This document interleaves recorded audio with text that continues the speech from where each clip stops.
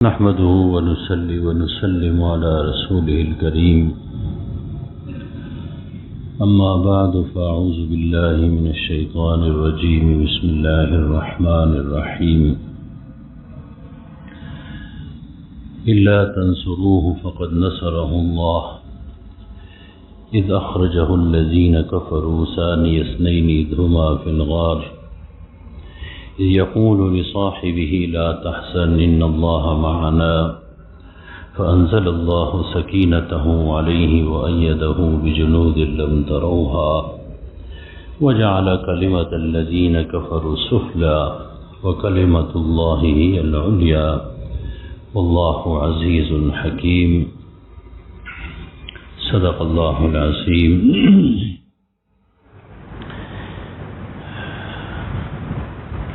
یہ سورہ توبہ کی ایک آیت مبارکہ ہے جس میں سرکار دو عالم صلی اللہ علیہ وسلم کی ہجرت کا ذکر ہے. جب حضور پاک صلی اللہ علیہ وسلم مکہ مکرمہ سے ہجرت کر کے مدینہ منورہ چلے گئے، اس ہجرت کا ذکر ہے اور یہ ہجرت ہوئی ہے سفر کے مہینے میں. اور حسن اتفاق دیکھیں کہ یہ ہجرت جو ہوئی ہے سفر کا مہینہ تھا اور ستمبر کا بھی مہینہ تھا. تو قاضی منصور پوری کے مطابق یہ مہینہ جو ہے تقریباً 12-13 ستمبر کی رات تھی جب حضور پاک صلی اللہ علیہ وسلم مکہ سے نکلے ہجرت کر کے. ستمبر کا مہینہ تھا، پھر سفر کا مہینہ تھا، اور اس سال سفر اور ستمبر اکٹھے ہو چکے.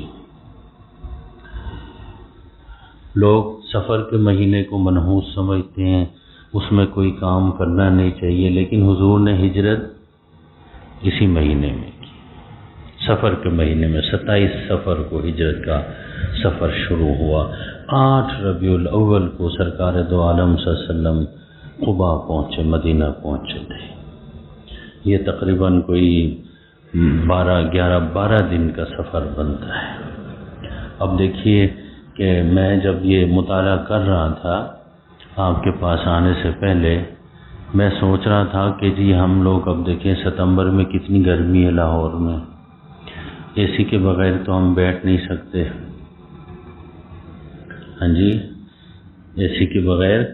اور وہ سفر بھی اونٹوں کے اوپر بیٹھ کے سفر تھا، اور عرب کی گرمی، یعنی اتنی گرمی ہے کہ کبھی آپ جائیں عمرہ یا حج کے لیے، اللہ نصیب کرے ہم سب کو، تو وہاں آپ دیکھیں وہ گرمی اتنی ہے کہ پتھر بھی جو نا ان کا رنگ تبدیل ہو چکا ہوتا ہے. کبھی گاڑی روک کے نیچے اتر کے دیکھ لیں، میں نے تو دیکھا ہے کہ پتھروں کا رنگ بھی تبدیل ہو چکا. اتنی گرمی، اتنی حرارت، اس گرمی اور اس شدت کی وجہ سے. اب دیکھیں نا، ہجرت کے معنی ایک جگہ چھوڑ کے دوسری جگہ چھوڑنا، ہجرہ کے معنی چھوڑ دینا. لوگ تو یاد رکھیے یا کاروبار کے لیے ہجرت کرتے ہیں کہ نہیں، تجارت کے لیے ہجرت کرتے ہیں، اور زندگی کی آسائشوں کے لیے ہجرت کرتے ہیں. اور آج کل ہمیں یہ سمجھنا کوئی مشکل نہیں، پاکستان سے کتنے لوگ جا رہے ہیں، کتنے پچھلے عرصے میں 4 لاکھ لوگ چلے گئے باہر ہجرت کی. لیکن وہ زندگی کی آسانیوں کے لیے، آسائشوں کے لیے ہجرت کی، کوئی دین اور ایمان کے لیے ہجرت نہیں کی. ہمارے جتنا بھی ذہین طبقہ، ڈاکٹر، انجینئر، سائنسدان اور جو نا پڑھے لکھے لوگ، سارا ملک چھوڑ کے جا رہے ہیں. 4 لاکھ چلے گئے، اور نوجوانوں میں یہ رجحان اور زیادہ ہے. پوچھتے ہیں روز ہم سے مسئلہ پوچھتے ہیں کہ جی چھوڑ کے چلے جائیں، کافروں کے ملک میں کیسا رہے گا.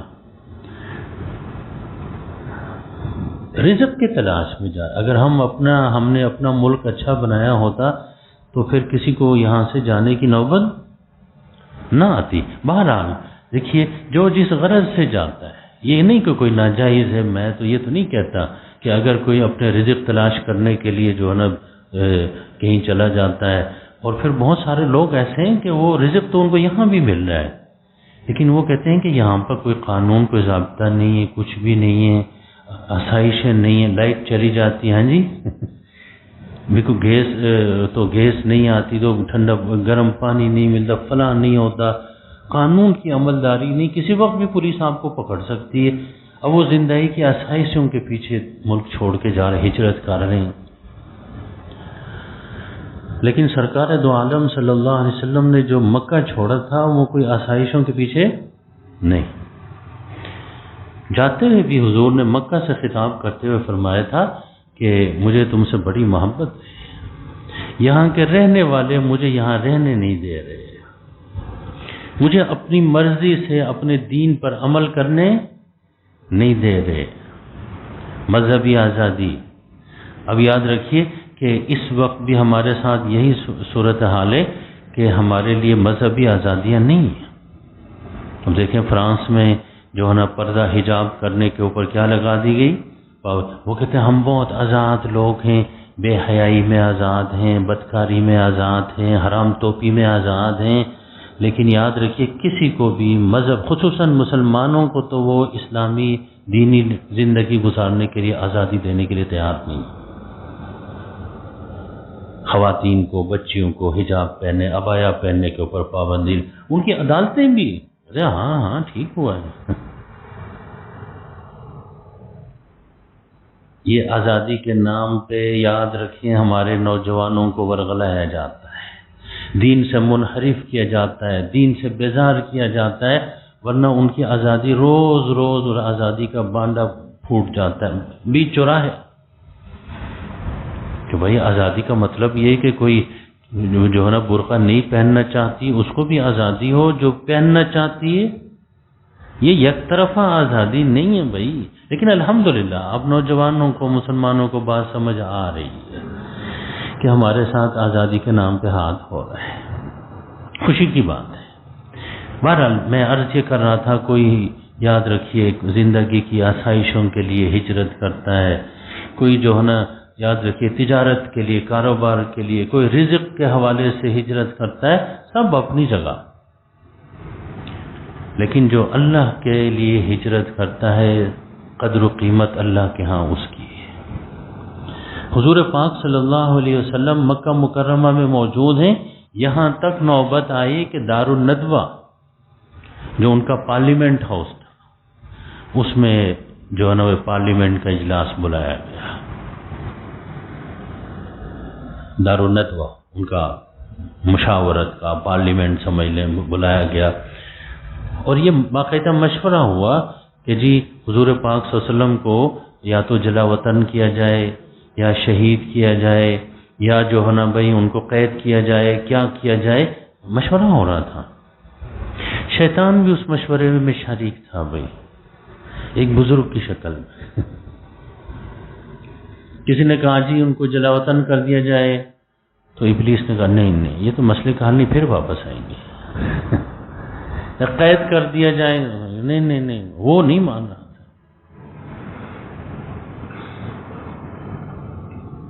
آخر کار یاد رکھیے یہ مشورہ یہ ہوا کہ شہید کر دیا جائے، ہاں یہ ٹھیک ہے۔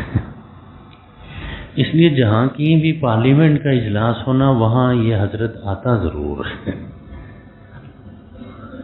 مشورے ضرور دیتے۔ اس کے مشورے پہ فیصلہ ہوا کہ جی ہر قبیلے کے بندہ جو نا ایک بندہ ہوگا وہ رات کو سوئے ہوئے ہوں تو پھر جو نا حملہ کریں گے، شہید کر دیں گے۔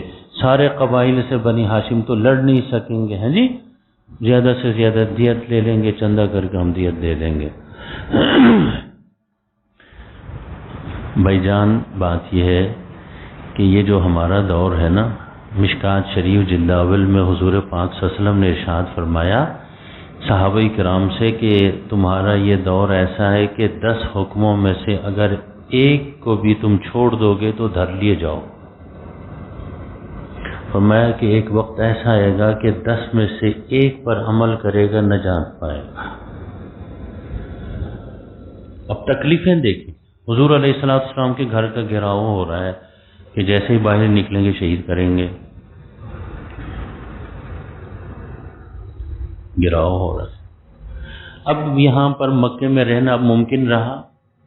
ہمارے لیے تو کوئی مسئلہ نہیں،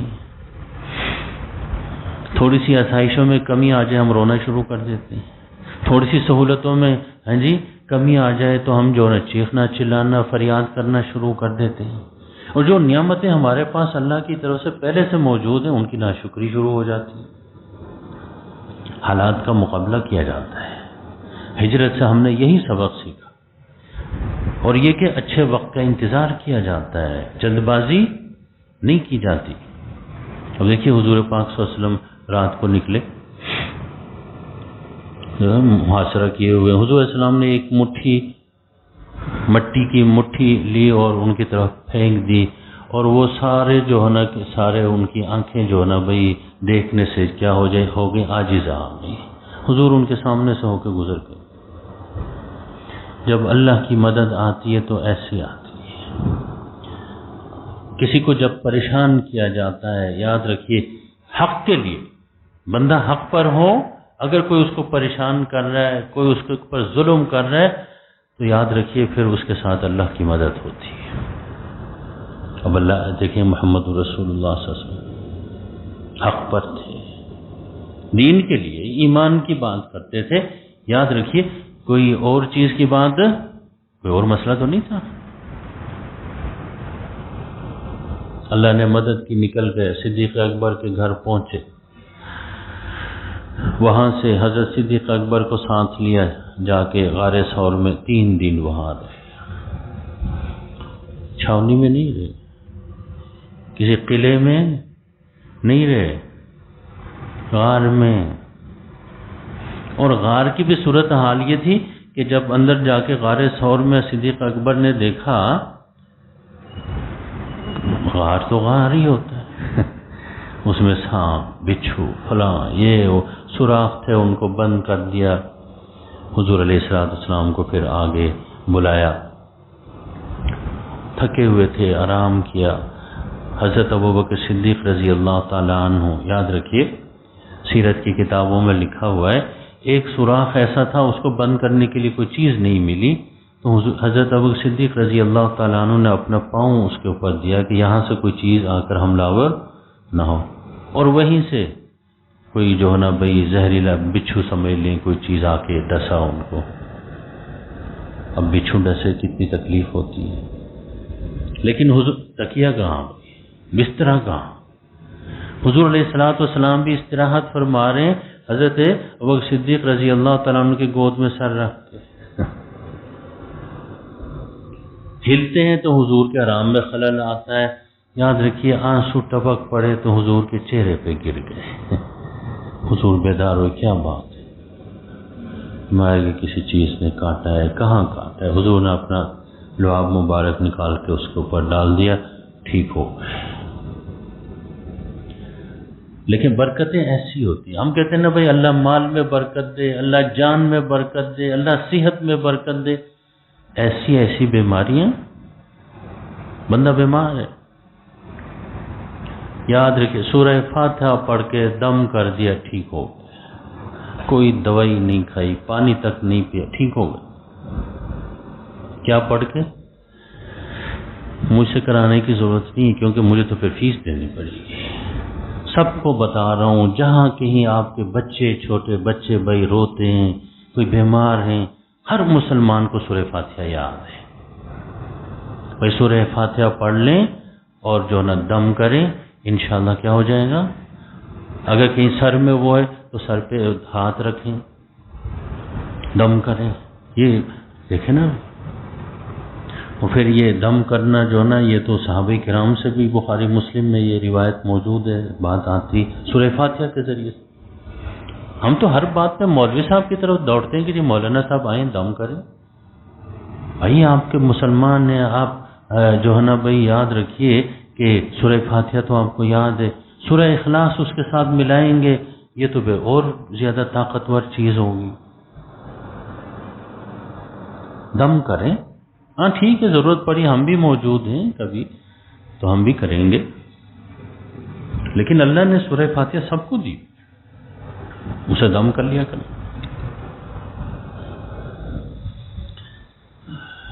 غار میں 3 دن رہے اصحاب، یہ دیکھو یاد رکھیے کہ غار میں رہنے والوں کی ایک تاریخ ہے۔ دین ایمان بچانے کے لیے اصحاب کہف غار میں کتنا عرصہ رہے؟ 300 سال وہاں رہے۔ وَلَبِثُوا فِي كَهْفِهِمْ 300 سِنِينَ وَازْدَادُوا 9۔ کہہ رہے ہیں جو شمسی حساب سے 300 سال بنتے تھے، قمری حساب سے 309 سال وہاں غار میں رہے، وہ بھی اپنے نوجوان تھے دین ایمان بچانے کے لیے۔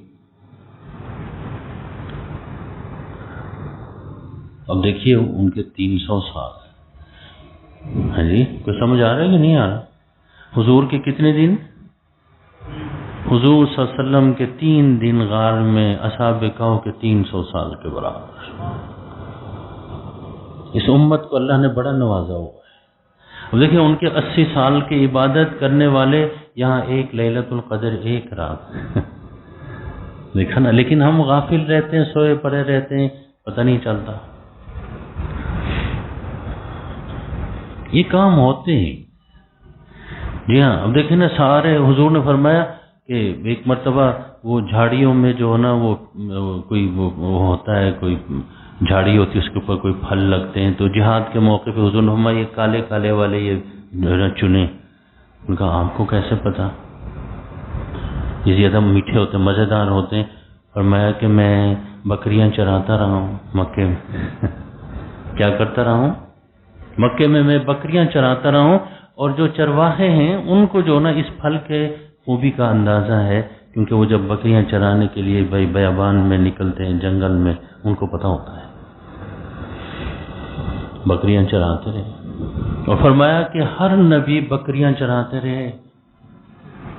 اس کی وجہ کیا ہے؟ اس کی وجہ یہ میں آپ کو بتاؤں، میں بھی بکریاں چراتا رہا ہوں۔ مزے کی بات یہ،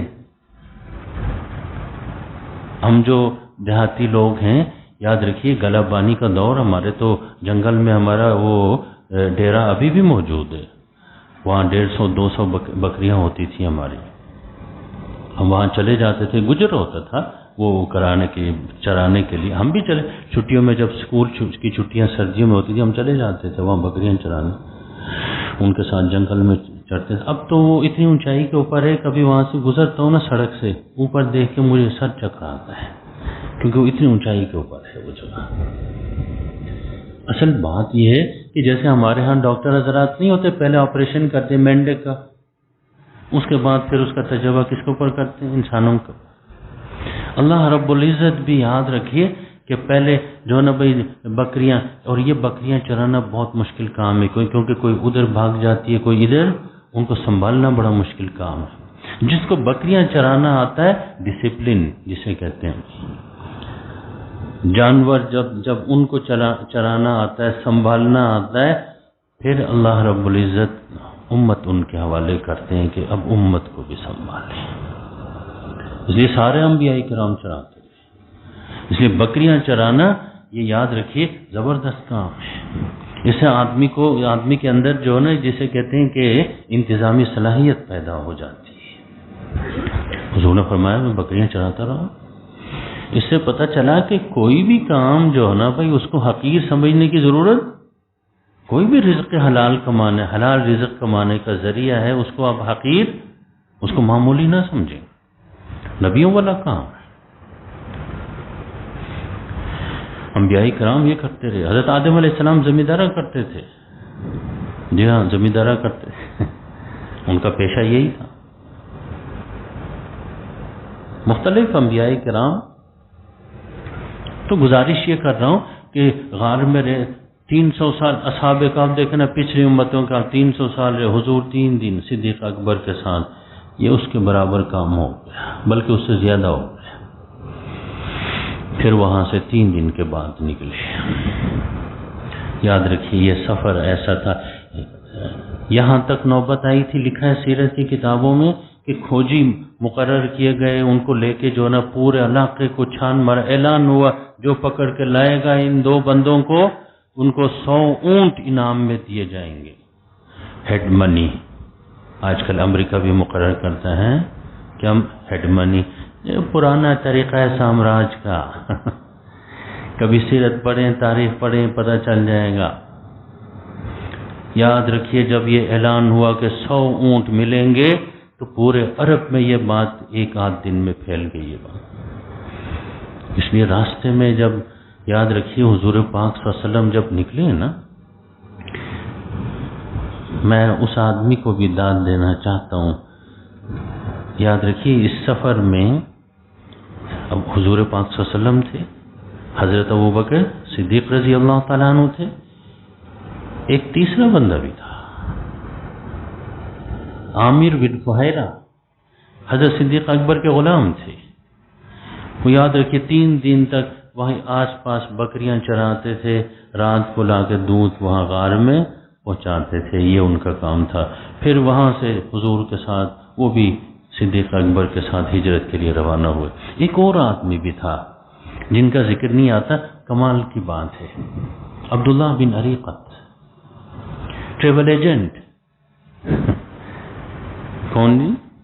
ٹریول ایجنٹ نہیں ہوتے جو سفر کو ہموار کرتے ہیں، سفر کو منظم کرتے ہیں، آج کل ان کو ٹریول ایجنٹ کہتے ہیں، کیونکہ مدینہ کا جو سفر تھا مکے سے، آپ حیران ہوں گے جب اس کا روٹ آپ کو سیرت کی کتابوں میں دیکھیں گے۔ یاد رکھیے کہ عبداللہ بن اریقط اس کے ساتھ پہلے ہی طے تھا، اونٹ بھی اسی کے حوالے کیے گئے تھے کہ جن اونٹوں پہ جانا ہے وہاں 3 دن کے بعد فلاں جگہ لے کے آنا، اس کو فیس ملتی تھی۔ کیا تھی؟ تھوڑی سی فیس۔ کمال کی بات یہ کہ مسلمان نہیں تھا۔ کیا نہیں تھا؟ عبداللہ بن اریقط اس وقت مسلمان نہیں تھا، قریش کے دین پر تھا، اور وہ یہ ٹریول ایجنٹ تھا بھائی، سفر کو منظم کرتا، لوگوں کو لے جاتا، لے آتا، بھائی اپنی فیس لے لیتا تھا۔ میں ایک مرتبہ وہ ٹریول ایجنسی والوں نے مجھے بلایا کہ بیان کرنا ہے، اب میں ان کو کیا بیان کرتا، تو میں نے ان کو کہا کہ بھائی دیکھو یہ ہجرت کے سفر میں عبداللہ بن اریقط مسلمان نہیں تھے، کافر تھے، تھوڑی سی فیس ان کی تھی پہنچانے کی، مدینہ پہنچانے کی، وہ فیس سیدھا انہوں نے 10-12 دن میں مدینہ پہنچا دیا، اپنی فیس لے لی، لالچ میں نہیں آئے۔ اگر لالچ میں آ کے قریش کو خبر کرتے پھر 100 اونٹ ملنے تھے۔ اگر کوئی ٹریول ایجنٹ بیٹھا ہو تو اس عبداللہ بن اریقط سے عبرت حاصل کریں۔ یہاں تو روز شکایت، میں نے خود دیکھا ہے خانہ کعبہ کے خلاف پکڑ کے لوگ بد دعائیں کر رہے ہوتے ہیں۔ جو ٹریول ایجنٹ یہاں سے بیچتے ہیں، سبز باغ دکھاتے ہیں، وہاں وہ کالا باغ ہوتا ہے، کوئی چیز وہاں سہولتیں نہیں ملتی، لوگوں کو تکلیفیں، پریشانیاں۔ وہ مسلمان نہیں تھے۔ اچھا جو ہجرت کے جو نا وہ راستے پہ چلے گئے، یہ مدینہ کا معمول کا عام راستہ نہیں تھا، یہ غیر معروف راستے سے لے کے گئے تھے مدینہ، اس لیے دن بھی زیادہ لگے تھے، اور راستے میں بھی بڑے لطیفے ہوتے رہے، کیونکہ سب میں بات پھیل گئی تھی 100 اونٹ ملنا ہے۔ اب دیکھیں یہ بندہ اگر بے ایمان ہوتا، یہ کافر ہے، 100 اونٹوں کے چکر میں آتا، دیکھیے عبرت حاصل کریں کہ یہ اپنے پیشے کے ساتھ یہ بندہ کتنا مخلص تھا۔ آج سب سے بڑا مسئلہ یہ ہے کہ کوئی بندہ یہاں اپنے پیشے کے ساتھ مخلص نہیں ہے۔ صرف ٹریول ایجنٹ کی کیا بات ہے، پراپرٹی ڈیلر، پراپرٹی والوں سے پتہ کر لیں، فلاں سے کریں، فلاں سے کریں، کوئی اپنے کام کے ساتھ مخلص نہیں ہے۔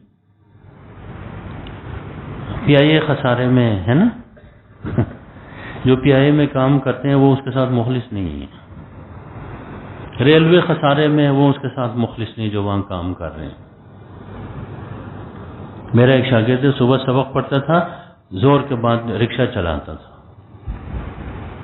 شادی شدہ تھا، علم حاصل کرنے کا شوق دیکھیں نا، شام تک رکشہ چلاتا۔ سال کے بعد انہوں نے مجھے بتایا کہ جی گھر کا خرچہ بھی چلتا رہا، ایک اور رکشہ بنایا۔ کیا بنایا جی؟ ایک رکشے سے دوسرا رکشہ، خرچے ورچے بھی پورے کر کے، اس کے ساتھ ڈرائیور رکھا، اس کو بھی چلا۔ رکشہ چھوٹا سا اتنا رکشہ فائدے میں جا رہا ہے، 1 سال کے بعد دوسرا رکشہ، اتنی لمبی ریل گاڑی، کس میں؟ خسارے میں۔ کوئی بھی اپنے پیشے کے ساتھ مخلص نہیں ہے۔ سب صبح کو جو ہے نا بھائی کمر کس کے نکلتے ہیں کہ لوٹنا کیسے. جو زیادہ جو ہے نا ماہر ہوگا لوٹنے میں وہ رات کو لوٹ کے آئے گا. کوئی ملک کو لوٹے گا, کوئی اپنی کمپنی کو لوٹے گا, کوئی اپنی پیشے سے بے وفائی کرے گا. پولیس والے اپنی پیشے سے جو ان کا کام اسے وفادار ہیں. عبداللہ بن اریقط کافر تھے, مسلمان نہیں تھے. اعتماد دیکھیں, سرکار دو عالم صلی اللہ علیہ وسلم نے ان کے اوپر اعتماد کیا کہ یہ بندہ کیا نہیں آئے گا لالچ میں, اور کمال ہے کہ وہ لالچ میں نہیں ہے.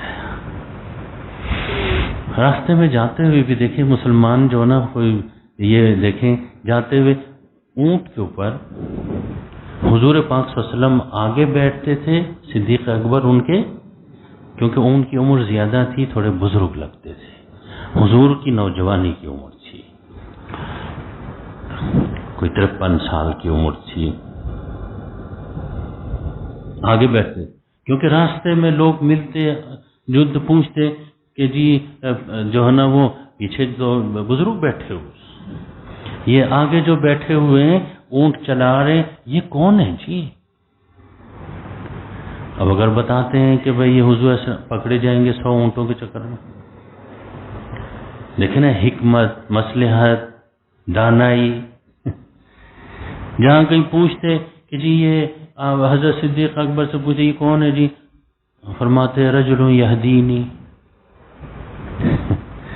رجل یہدینی,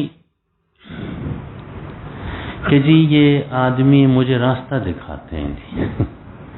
ان کو راستہ پتہ ہے, مجھے راستہ اگلا کہ اچھا ٹھیک ہے چلے جی.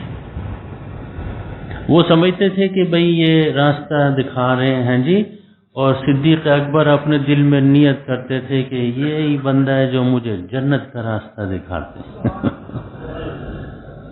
دانائی کو دیکھیں, بچ کے بھی نکلے اور پھر اپنا مقصد بھی ادا کر دیا کہ یہ رجل یہدی. ہمارے ہاں تو اس کو توریہ کہتے ہیں, شریعت میں کیا کہتے ہیں؟ توریہ کہتے ہیں. حضرت عمر ابن خطاب رضی اللہ تعالیٰ فرماتے ہیں توریہ جھوٹ سے بچنے کا بہترین طریقہ ہے. جھوٹ بھی نہیں بول رہے اور اگلے کو پتہ بھی نہیں چلا, نکل گئے. رجل یہدینی, کمال ہے. راستے میں مختلف قبیلے آتے ہیں, بھائی پتہ ہے سب کو کہ اس طرح کا معاملہ ہے. کہتے ہیں بریدہ اسلمی نکلے, اپنے قبیلے کے لوگ 70 بندے ان کے ساتھ پکڑا, بیٹھ کے بات ہوئی. دیکھیں ہمیشہ بیٹھ کے بات ہوئی. کمال کی بات, عجیب عجیب واقعات اس سفر میں ہوئے ہیں, ہجرت کے سفر میں. حضور نے ان سے بات کی. یاد رکھیے کہ پکڑنے آئے تھے اور ایمان لا کے چلے گئے, کلمہ پڑھ کے ایمان لائے. وہ 70 قبیلے کے سربراہ تھے, وہ 70 بندوں کو کہا تم بھی کلمہ, وہ بھی سردار کو دیکھ کے کلمہ پڑھ کے پورا علاقہ اپنا بن گیا. یہ سفر ایسا شاندار سفر تھا, سبحان اللہ. اس لیے یار غار کی اصطلاح تو شاید یہیں سے نکلی ہے. دسترخوان پہ تو سب یار ہوتے ہیں, ہاں جی, غار میں پہ کوئی یار ہوتا ہے. وہ دسترخوان کے یار تو آپ جانتے ہیں آج کل تو اتنے زیادہ ہیں. جیسے ہی دسترخوان اٹھا اگلے جو نا بھائی کسی اور رخ پہ چلے گئے. یار غار صدیق اکبر سے نکلا.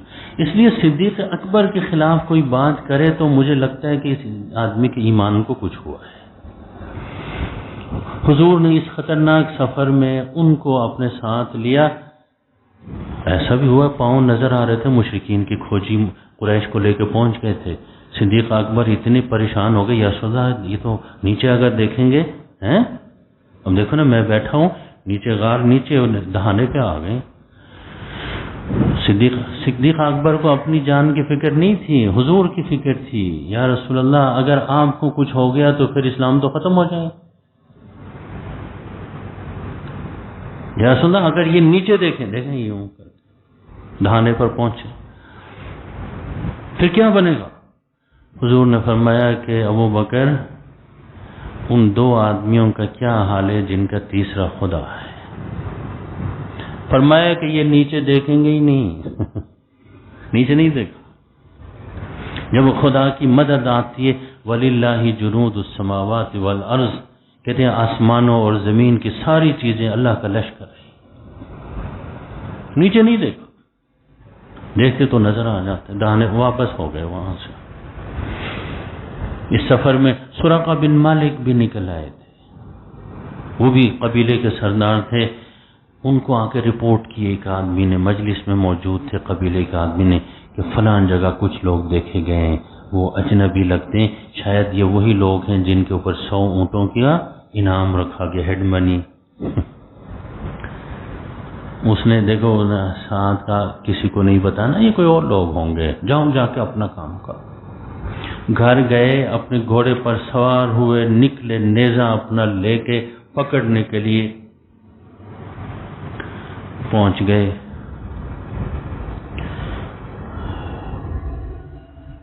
اب یہ یاد رکھیے مشرکین ایسے نا توہم پرست تھے کہ وہ جو ہے نا نکلتے وقت بھی اس نے جو ہے نا اس کے پاس تیر کے 5 سے تھے، تیر نکالا تو منحوس نکل آیا، سفری منحوس. نہیں اس کا نہیں تیر صحیح نہیں باندھ کر. ہمارے ہاں بھی فال نکالنے والے بڑے نکلتے ہیں. یہ وہی آج کل کے وہ دیکھتے ہیں، کیا کہتے ہیں ان کو، لکیریں دیکھتے ہیں. کوئی فال نکالتا ہے، کوئی عام مل کے پاس جاتا ہے. میرے پاس تو اتنے لوگ آتے ہیں، بچہ ہوا جی بیٹا اللہ نے دیا ہے، آپ بتائیں یہ ستاروں کے حساب سے حساب لگا کے نام بتائیں.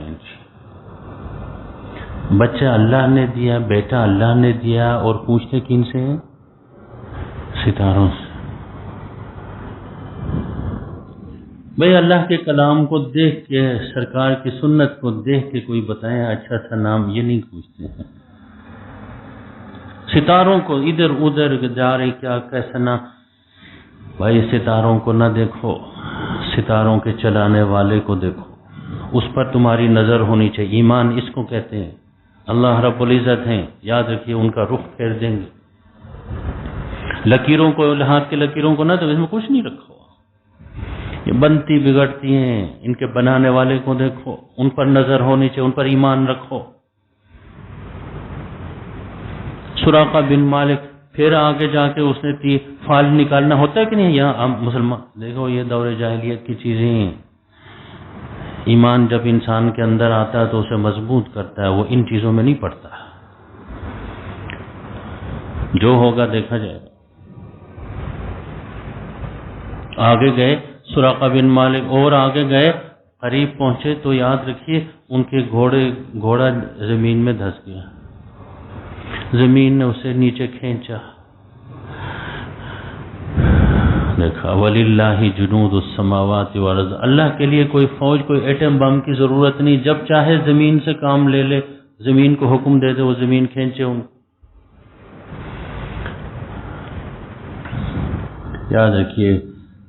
اس کے بعد پھر وہ حضور سے درخواست کی کہ زمین کو کہہ دیں کہ چھوڑ دے. حضور نے فرمایا چھوڑ دے. زمین نے ان کو چھوڑ دیا، ان کے گھوڑے کو. دیکھیں سیرت کی کتابوں میں یہ واقعہ لکھا ہوا ہے. من کان للہ کان اللہ لہ، جو اللہ کا ہو جاتا ہے اللہ اس کے ہو جاتے ہیں. پھر جب وہ حکم کرتا ہے اللہ جو ہے نا یاد رکھیے اس کی لاج رکھتے ہیں. حضور نے یہی چیزیں دیکھ کے فرمایا تھا لو اقسم علی اللہ لابرہ. اللہ کے کچھ بندے ایسے ہیں کہ اگر وہ قسم اٹھاتے ہیں اللہ ان کی قسم کی لاج رکھتے ہیں. یہاں تو حضور نے فرمایا چھوڑ دیا. پھر اس نے آ کے کہا کہ جی چھوڑ دیں، میں آپ کے خلاف کوئی کام نہیں کروں گا، اور یہ جتنے بھی حضور نے فرمایا ہمارے خلاف کوئی حرکت نہیں کرنی، بلکہ جو لوگ ہمارے آس پاس جو نہ تلاش میں، ان کو جا کے تم نے جو ہے نا بھائی روکنا ہے. معاہدہ ہو گیا. اس لیے جب آ رہے تھے تو بہت سارے لوگ 100 اونٹ، بہت سارے لوگ تلاش میں تھے. ان کو کہا بھائی میں سارا چکر لگا کے آ رہا ہوں. سراقہ کہنے لگے کہ جی آگے جانے کی ضرورت نہیں، کام ہو گیا.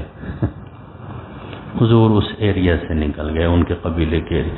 اس وقت حضور نے سراقہ سے کہا تھا، یاد رکھیے، فرمایا تھا سراقہ کیا وقت ہوگا وہ کہ جب اب دیکھیں کس حالت میں اپنی جان کی فکر پڑی ہوئی ہے. آگے حضور فرماتے ہیں ایک وقت ایسا آنے والا ہے سراقہ کہ جب کسرا کے کنگن جو نہ آئیں گے، کسرا کا علاقہ فتح ہوگا اور وہ کنگن اللہ تمہیں دے گا۔ عمر ابن خطاب رضی اللہ تعالیٰ عنہ کے زمانے میں یہ کسرا ایران فتح ہوا، اور وہاں یاد رکھیے، مجھے یاد پڑتا ہے کوئی 6 ارب کا جو ہے نا بھائی 6 خرب دینار کا وہ مال غنیمت ملا تھا۔ کتنا جی؟ 6 خرب دینار سونے کے سکے اس کا مال غنیمت ملا حضرت عمر۔ اچھا، قاری صاحب بڑے خوش ہو رہے ہیں کہ جی اتنے پیسے مل گئے، معیشت مضبوط ہو جائے گی پاکستان کی۔ ہاں جی ڈالر مل گئے۔ قاری صاحب حضرت عمر رو پڑے، لکھا ہوا ہے، محمد حسین ہیکل نے یہ اپنی کتاب میں لکھا ہے بھائی عمر فاروق اعظم۔ عمر فاروق تو سب ہوتے ہیں لیکن فاروق اعظم تو ایک ہی تھا۔ وہ دیکھ کے رو پڑے۔ ساتھیوں نے کہا کہ اس سے تمہاری معیشت مضبوط ہو جائے۔ 6 خرب دینار، روپیہ نہیں، سونے کے سکے۔ اب تو ان کا حساب ہی نہیں کر سکتے، آپ اپنی مشینیں نکالیں حساب کرنے کے، 1 دینار کتنا روپیہ بنتا ہے۔ رو پڑے، کہا کہ جی تو بہت اچھی بات ہے، فتح، کامیابی، پھر اتنے پیسے ملے۔ حضرت عمر فرمانے لگے، دیکھیے محمد مصطفیٰ صلی اللہ علیہ وسلم مجھ سے افضل تھے، میں ان کا خادم۔ حضرت ابوبکر صدیق رضی اللہ تعالیٰ عنہ مجھ سے افضل تھے۔ اگر یہ مال اتنا ہی کوئی کمال کی چیز، یہ دولت ہوتی تو حضور اللہ تعالیٰ اپنے نبی کو، پھر صدیق اکبر کو دیتے۔ یہ اللہ مجھے دے رہے ہیں، اللہ مجھے میرا امتحان لے رہے ہیں۔ اس لیے جس کے پاس مال ہے وہ خوش بھی ہو، لیکن ساتھ ساتھ سوچے کہ امتحان بھی ہے۔ پرچہ شروع ہو گیا سالانہ، وہ بھی زکوٰۃ دیتے ہیں کہ نہیں دیتے، صدقات دیتے ہیں کہ نہیں دیتے، حق مال کا نکالتے ہیں کہ نہیں نکالتے۔ کنگن کسرا کے آ گئے، کنگن یہاں ہمارے ہاں تو تھے گولڈ میڈل گلے میں ڈالتے ہیں، اس زمانے میں کنگن ہوتے تھے گولڈ میڈل کی جگہ۔ اس لیے قرآن میں بھی جو ہے نا جنتیوں کو کنگن پہنائے جائیں گے، تو قاری صاحب سوچتے ہیں کہ شاید جو ہے نا کنگن تو عورتیں پہنتی ہیں، ہاں جی، تو مردوں کو کیسے گولڈ میڈل۔ اس زمانے میں گولڈ میڈل ہاتھ میں پہنتے تھے کنگن کی شکل میں، ہر وہ گلے میں ڈالے جائیں گولڈ میڈل، ہر جنتی گولڈ میڈلسٹ ہوگا، ڈال دیے جائیں گے۔ کسی نے کہا ان کو دے دیں، کسی نے کہا مجھے دے دیں، کسی نے کہا ان کو دے دیں۔ بحث ہو گئی کہ کنگن کسرا کے، سمجھے کہ سونے کے۔ حضرت عمر فاروق بول اٹھے، کیا بات فاروق، اس کو دے دیں گے، اس کو مجھے دے دیں۔ نہیں، یہ تو حضور ہجرت کے موقع پہ دے کے چلے گئے ہیں۔ وہ دے کے چلے گئے ہوئے ہیں۔ سراقہ کدھر ہے؟ بعد میں مسلمان ہوئے تھے، بلایا گیا سراقہ کو، ادھر آؤ گے۔ بڑے بڑے طلبگار موجود تھے، سراقہ کہیں تھا تو بلایا گیا ان کو، بلا کے وہ کنگن ان کو پہنا دیے، کہنے لگے حضور نے تمہارے ساتھ وعدہ کیا تھا، آج وہ وعدہ پورا ہو گیا۔ یہ ہجرت کا سفر بڑا شاندار سفر ہے، ایک بیان سے شاید میں ساری باتیں نہ سمیٹ سکوں۔ آپ خود بھی کبھی سیرت کی کتابوں میں کوئی ایک آدھ کتاب ہجرت کے حوالے سے ضرور پڑھیں، اور یہ کہ دین ایمان بچانے کے لیے ہجرت کرنا، یہی ہجرت اللہ کو پسند ہے۔ اللہ رب العزت ہم سب کو دین کی صحیح سمجھ عطا فرمائے، اپنے دین کی، ایمان کی حفاظت کے لیے ہر قربانی دینے کی توفیق عطا اور ہمت عطا فرمائے۔ وآخر دعوانا